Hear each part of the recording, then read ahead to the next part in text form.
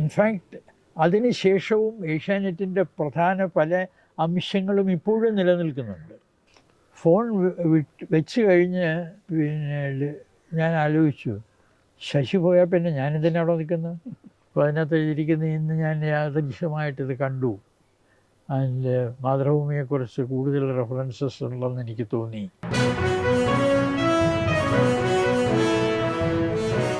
ഈ ടെലിവിഷനിൽ പ്രിന്റിൽ മാത്രം ജോലി അതുവരെ ചെയ്തിരുന്ന ആള് ഈ ടെലിവിഷനിലേക്കുള്ള ഈ ട്രാൻസിഷൻ അത് യഥാർത്ഥത്തിൽ ഞാൻ ആ ട്രാൻസിഷൻ നേരത്തെ തന്നെ തുടങ്ങിയിരുന്നു.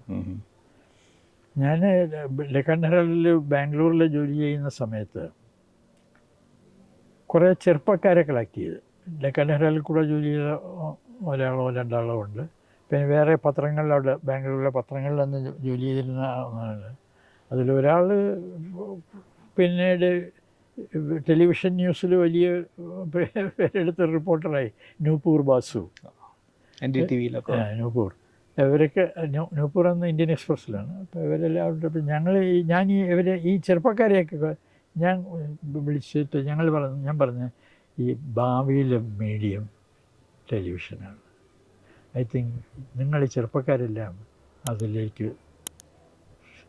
ചൂട് വയ്ക്കാനുള്ള ശ്രമം തുടങ്ങണം. അങ്ങനെ ചില സ്റ്റോറി ഐഡിയാസൊക്കെ ഞാനുണ്ടാക്കും. അതിൽ ഇവരാരെങ്കിലും ഒരാൾ പോയി സ്ഥലത്ത് പോയി ഇതൊക്കെ കൊണ്ടുവന്നിട്ട് ഒരു ക്യാമറ ഹയർ ചെയ്ത് ഒരു ക്യാമറാമാനെയുമായിട്ടാണ് ഞാൻ അയക്കുന്നത്. അതുമായിട്ട് അവർ വരും. വന്നു കഴിഞ്ഞതിന് ശേഷം ഒരാളെ കൊണ്ട് ഇത് സൗണ്ട് നരേറ്റീവ് കൊടുപ്പിക്കും. കഴിഞ്ഞതുണ്ടാക്കി അങ്ങനെ ആ ഒരു എക്സ്പീരിയൻസ് അവിടെ നിന്ന് തുടങ്ങി ദൂരദർശൻ അയക്കും. ഓക്കെ. അപ്പോൾ ഇത് അയക്കാൻ വേണ്ടിയിട്ടൊരു നെയിം ബോർഡ് ഇതുണ്ടാക്കി വെച്ചിരുന്നു. ഫോക്കസ് ഇന്ത്യ എന്നും പറഞ്ഞിട്ടൊരു പ്രൊഡക്ഷൻ. Focus India. ശരി. ഈ ഏഷ്യനെറ്റ് തുടങ്ങിയ അന്നത്തെ വാസ്തവത്തിൽ വളരെ അനിശ്ചിതമായിരുന്ന ഒരു സാധ്യതയാണ്. കാരണം അന്ന് എന്താവും എന്നുള്ളതിനെ പറ്റിയും. അപ്പോൾ അങ്ങനെ ഒരു അഡ്വഞ്ചർ, ഒരു സാഹസമായിരുന്നു അന്ന് ചെയ്തത്. അപ്പോൾ അന്നത്തെ ഒരു ആലോചനയില്ലേ BRP ഇതൊരു വളരുമെന്നോ അല്ലെങ്കിൽ ഇതുപോലെ ഒരു വൻകിട സ്ഥാപനമാവും എന്നൊക്കെ തോന്നാൻ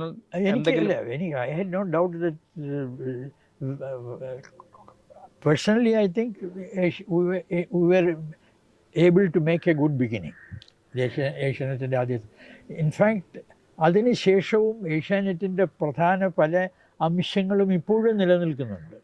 That shows that the successors have not found it necessary or easy to break away from that. That's okay.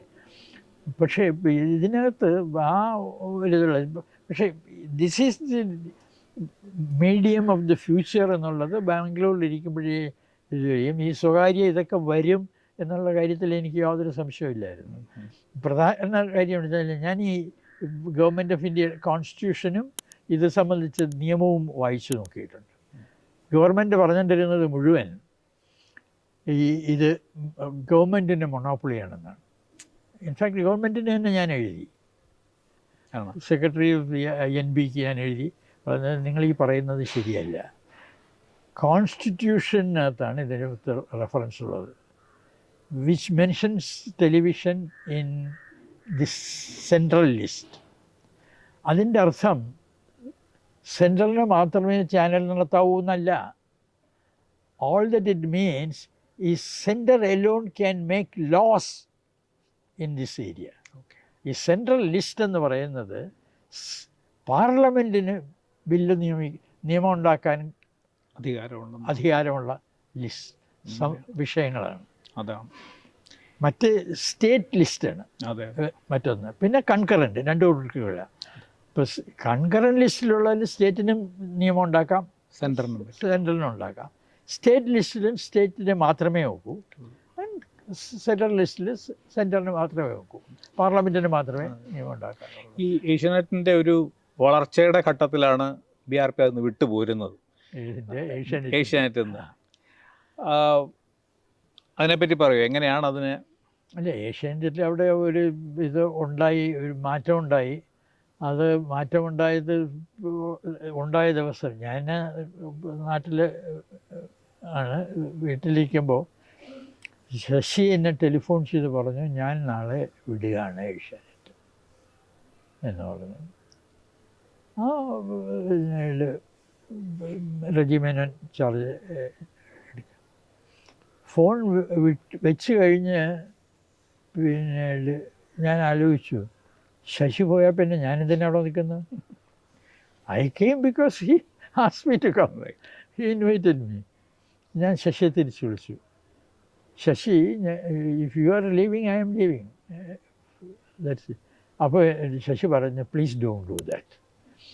ഇപ്പോൾ എല്ലാവരും കൂടെ വിട്ടാൽ it will create an impression that there is a break with the past. That will do harm to the institution. So immediately you should not go എന്ന് പറഞ്ഞു. അങ്ങനെ ഞാൻ ഒന്നും ചെയ്തില്ല, പിന്നെ ഒന്നും ചെയ്തില്ല. അല്ലെങ്കിൽ ഞാൻ അത് കഴിഞ്ഞാൽ ഉടനെ ഒരു എഴുത്തെഴുതി നിർത്തേണ്ടതാണ് എൻ്റെ സ്വഭാവം വെച്ചിട്ട്. പക്ഷെ അത് ചെയ്തില്ല. ശശി പറഞ്ഞു, കുറച്ച് നിൽക്കണം, ഇൻസ്റ്റിറ്റ്യൂഷന് അല്ലെങ്കിൽ അത് ഡാമേജ്, എല്ലാവരും കൂടെ ഒന്നിച്ച് വിട്ടുപോകും. അവിടെ നിന്ന് പിന്നെ പോകുന്നത്, ഇങ്ങേര് വന്നിട്ട് എൻ്റെ പത്രവിശേഷത്തിലൊരു എഡിറ്റിംഗ് നടത്തി. അങ്ങനെയൊക്കെ പത്രവിശേഷത്തിനകത്തുള്ള മാതൃഭൂമിയെക്കുറിച്ച് കൂടുതൽ പരാമർശങ്ങളുണ്ടായി എന്നുള്ളതാണ്. അങ്ങനെയൊക്കെ വല്ല ഇതുണ്ടെങ്കിൽ എൻ്റെ അടുത്ത് പറയാമായിരുന്നു.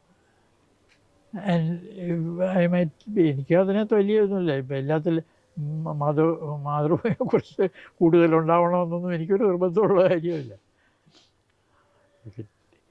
If he had his reasons for അത് എൻ്റെ അടുത്ത് പറഞ്ഞിരുന്നെങ്കിൽ അത് ചെയ്യാമായിരുന്നേ ഉള്ളൂ. അത് എൻ്റെ അടുത്ത് പറയാതെ ഇങ്ങനെ ഞാൻ റെക്കോർഡ് ചെയ്തത് പോയി ഞാനില്ലാത്തപ്പോൾ എടുത്ത് കണ്ട്, എന്നിട്ട് എനിക്ക് രാത്രി ഒരു ഇമെയിൽ അയക്കുക.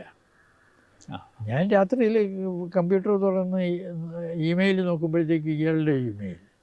അപ്പോൾ അതിനകത്ത് എഴുതിയിരിക്കുന്ന, ഇന്ന് ഞാൻ യാദൃശ്യമായിട്ടിത് കണ്ടു, അതിൻ്റെ മാതൃഭൂമിയെക്കുറിച്ച് കൂടുതൽ റെഫറൻസസ് ഉള്ളതെന്ന് എനിക്ക് തോന്നി, ഞാനത് മാറ്റാനായിട്ട് ആവശ്യപ്പെട്ടിട്ടുണ്ട്.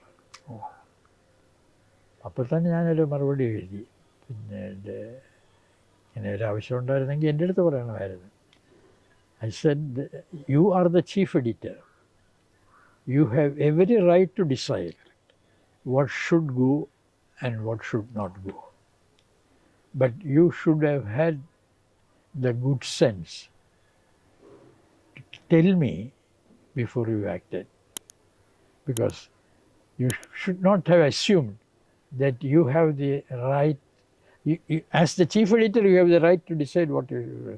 But you should not have assumed that you have the right to sit in professional judgement over me എന്ന് പറഞ്ഞിട്ട് എഴുതി. അന്ന് ഇമെയിൽ അന്ന് തന്നെ രാത്രി കൊടുത്തിട്ട് സുഖമായി കിടന്നുറങ്ങി. ഈ അതോടുകൂടിയാണത് ടെലിവിഷൻ ഇന്നിങ്സ് അവസാനിക്കുന്നത്.